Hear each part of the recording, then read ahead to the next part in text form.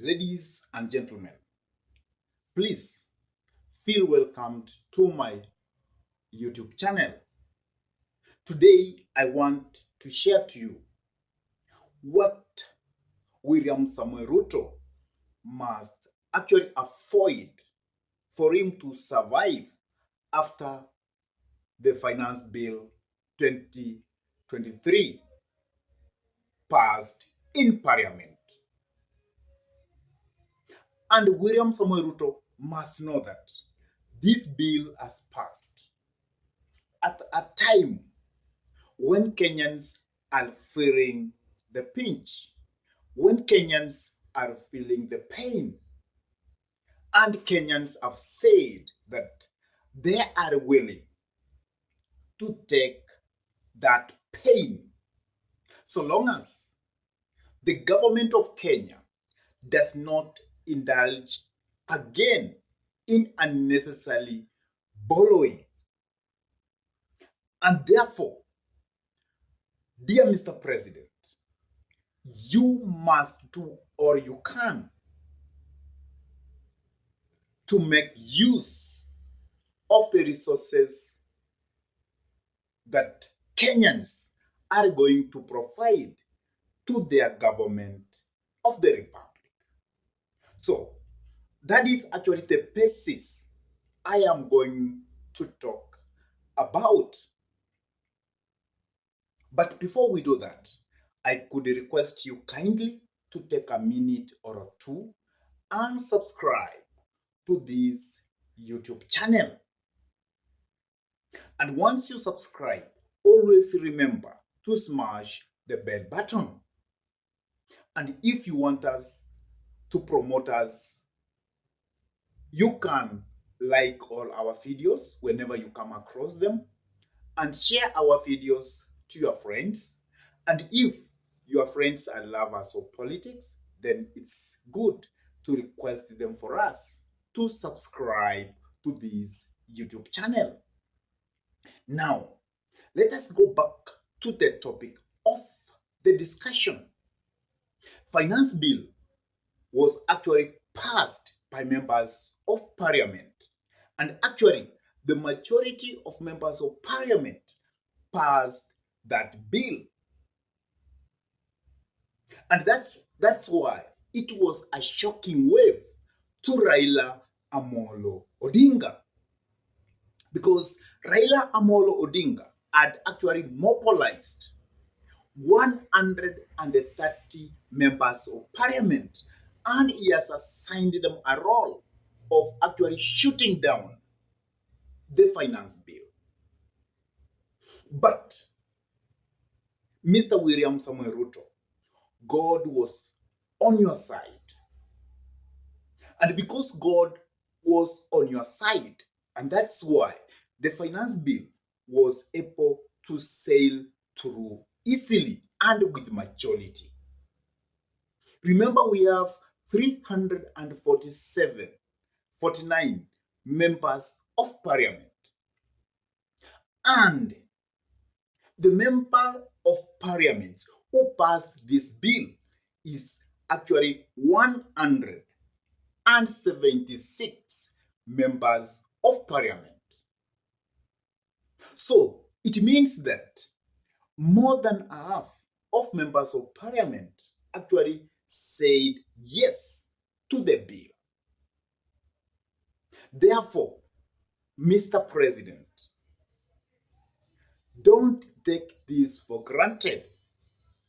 This bill will either make you to be a hero to the Kenyans, or this bill will make you to be a one-term president. And you should take that seriously. This bill can make you to be a one-term president, or it can make you to be a hero to the Kenyans. Remember, Raila Amolo Odinga actually opposed this bill. He called it punitive. He called that bill that it was going to make our economy to go to recession. And he asked the Azimio fraternity to shoot it down in totality. And the Kenyans are aware of this 100%. They know what Raila Amolo Odinga was championing. And they know Raila Amolo Odinga has always told the Kenyans that this bill is going to make them to feel the pinch, to feel where it hurts most, if I may put it by the words of Martha Karua. So, Mr. President, by this bill passing, don't take it for granted. Kenyans have trusted you, and that's why the bill has passed. Kenyans may not go to the street because that bill has passed. Kenyans may not go to the street because they know that they must give you time. So, Mr. President, there are things you must do.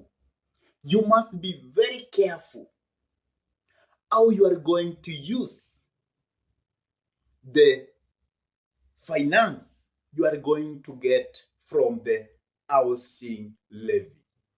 Make sure the money you are going to get must be used to build affordable housing in our republic, and more so in the capital city of the Republic of Kenya, because that's where we have the biggest slum in Africa. Make sure those people in the slums are going to remember you by building them affordable housing, or by influencing the cost of housing to come down. Because if you build those houses, I am very sure the cost of renting a house is going to come down. So, Mr. President, don't make a mistake of taking Kenyans for granted. The second thing, Mr. President, you know, we have overborrowed from the international society. We have overborrowed from our internal institution. And that's why our economy is quite down. And because of that, don't indulge yourself in borrowing money, either from externally or from the international community. Stick to your gun and use the resources that Kenyans are going to provide for the betterment of this our beautiful nation, Kenya. Another thing, Mr. President, you must do. Remember, you have always been labeled to be a corrupt person. Even if you are not, because you have never been taken to the court of law and found that that has happened. With that label, protect the resources you are going to correct and use that resources to make the life of Kenyans better. Because if those resources will be taken or will be wasted, or corrupt means will be used to waste those resources, Kenyans will never forget you.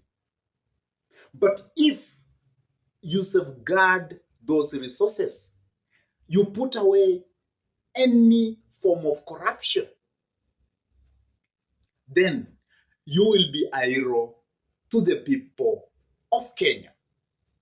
Africa looks up to you, because recently I see most of the nations in Africa are seeing you as a wise person, are seeing you as a hero, are seeing you as a defender of the black people. Mr. President William Samoei Ruto, always remember to have that in mind. I don't know, my viewers, what you are saying about that.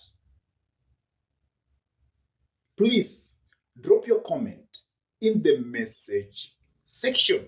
And if this is your first time to pump into this YouTube channel, I request you kindly to take a minute or two, subscribe to the channel, smash the bell button so that at any moment we come up with any political content, then YouTube can be in the position to notify you so that you can watch the content and share our videos to your friends. Request them to subscribe to this YouTube channel too if they are lovers of politics. And lastly, always give our videos a like. And with that, I say, may God bless you abundantly.